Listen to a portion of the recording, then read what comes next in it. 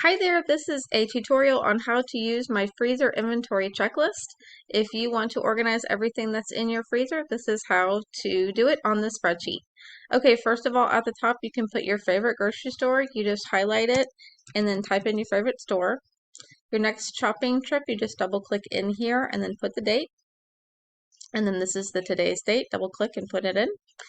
We've got categories: meat, fruit, veggies, meals, bread, snacks, desserts, a notes section, and shopping list.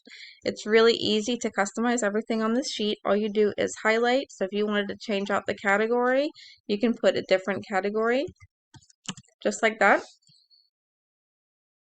Then if you wanted to uncheck everything here and start over, you just highlight everything, delete, and then put whatever you would like. So if you've got venison, beef, chicken, turkey, you just put it in just like that. Check off the boxes when you're done.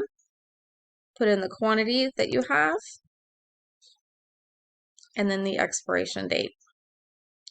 This works for everything on this sheet. And then also there's a place for notes, so you can put in notes. You can have a shopping list here and check it off when you're done.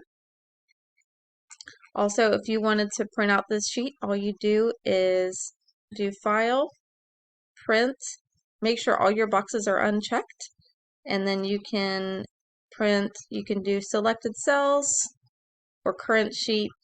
Make sure it says fit to width. If you did normal, it would look a little different. Fit to width.